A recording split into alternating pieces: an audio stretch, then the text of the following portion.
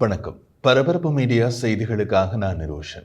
அமெரிக்க ராணுவம் சோமாலியாவில் ஐஎஸ் இயக்கத்திற்கு எதிராக விமான தாக்குதல்களை நடத்தியது. அமெரிக்காவில் டொனால்ட் ட்ரம்ப் இரண்டாவது முறையாக ஜனாதிபதியாக பதவியேற்ற பின்னர் சோமாலியா நாட்டில் நடந்த முதல் தாக்குதல் இதுவாகும். இதில் உள்ள மற்றொரு முக்கியமான விஷயம், இந்த தாக்குதல் பற்றிய தகவல்களை வெளியிட்டிருப்பது அமெரிக்க ராணுவம் அல்ல, டொனால்ட் ட்ரம்பே நேரில் வெளியிட்டுள்ளார். ஆனால் மர்மமான முறையில். சோமாலியாவின் அரை தன்னாட்சி வடக்கு பண்ட்லாண்ட் பகுதியில் உள்ள கோலிஸ் மலைகளில் ஐஎஸ் இயக்கத்தின் சோமாலியா கிளைக்கு எதிராக தாக்குதல் நடத்தப்பட்டுள்ளது. ஐஎஸ் இயக்கத்தின் சோமாலியா கிளைக்கு பெயர் ஐஎஸ் சோமாலியா. 2015ஆம் ஆண்டில் தெற்கு சோமாலியாவின் சில பகுதிகளை கட்டுப்படுத்தும் அல் கைதாவுடன் இணைந்து மிகப்பெரிய மற்றும் பரவலாக அறியப்பட்ட ஜிகாதி அமைப்பான அல் ஷபாபில் இருந்து ஐஎஸ் சோமாலியா பிரிந்தது. அமெரிக்க ஜனாதிபதி ட்ரம்ப் இன்று மூத்த ஐஎஸ் தாக்குதல் திட்டமிடும் தளபதி மற்றும் ஐஎஸ் இயக்கத்தினரை சேர்ந்த மற்றவர்கள் மீது தாக்குதல் நடத்த உத்தரவிட்டதாக கூறினார். ட்ரூத் சமூக வலைதளத்தில் ஜனாதிபதி ஒரு இடுகையில் எழுதினார். அதில் அவர் தெரிவித்தது, இந்த கொலையாளிகள் குகைகளில் மறைந்திருப்பதை நாங்கள் கண்டறிந்தோம். அமெரிக்காவையும் நமது நட்பு நாடுகளையும் அவர்கள் அச்சுறுத்தினர். எமது தாக்குதல்கள் அவர்கள் வசிக்கும் குகைகளை அழித்தன. மேலும் பொதுமக்களுக்கு இந்த வகையிலும் தீங்கு விளைவிக்காமல் பல ஐஎஸ் செயற்பாட்டாளர்களை கொன்றன. எங்கள் ராணுவம் இந்த ஐஎஸ் தாக்குதல் திட்டமிடும் நபரை பல ஆண்டுகளாக குறிவைத்துள்ளது. ஆனால் பைடனும் அவரது கூட்டாளிகளும் வேலை செய்ய விரைவாக செயல்பட மாட்டார்கள். நான் செய்தேன். ஐஎஸ் இயக்கம் மற்றும் அமெரிக்காவை தாக்கும் மற்ற அனைவருக்குமான செய்தி என்னவென்றால், நாங்கள் உங்களை கண்டுபிடிப்போம், நாங்கள் உங்களை கொல்வோம் என்பதுதான். ட்ரம்ப் ஐஎஸ் தளபதியை அடையாளம் காட்டவில்லை அல்லது அவர்கள் தாக்குதல்களில் கொல்லப்பட்டார்களா என்பதை தெளிவாக குறிப்பிடவில்லை.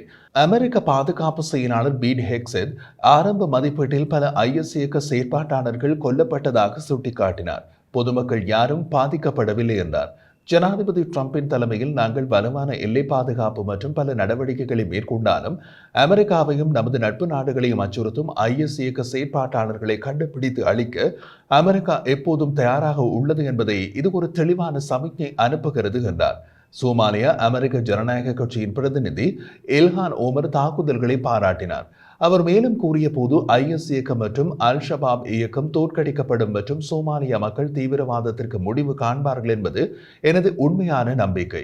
ஐஎஸ் இயக்கத்தில் சோமாலியாவில் செயலில் உள்ள உறுப்பினர்களின் மொத்த எண்ணிக்கையின் மதிப்பீடுகள் பரவலாக வேறுபடுகின்றன.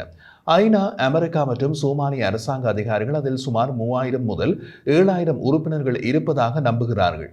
அவர்களில் பாதி பேர் சோமாலியாவுக்குள் நுழைந்து வெளிநாட்டு துருப்புக்கள் என்று நம்பப்படுகிறது.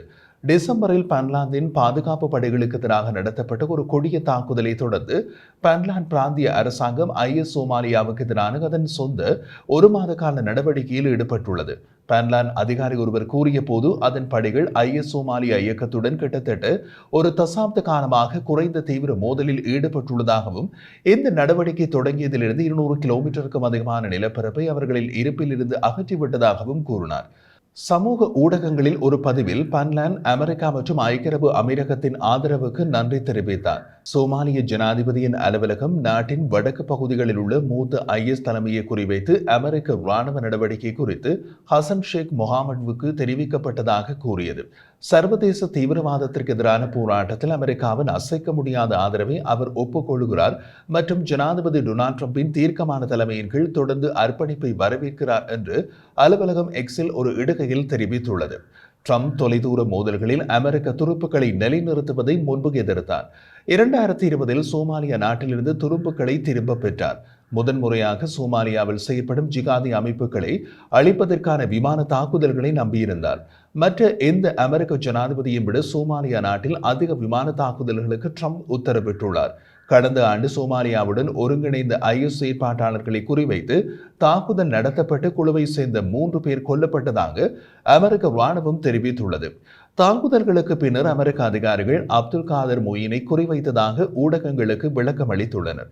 அவர் ரகசியமாக ஐஎஸ் இயக்கத்தின் உலகளாவிய தலைவராக ஆனார் என்று அவர்கள் கூறினார்கள்.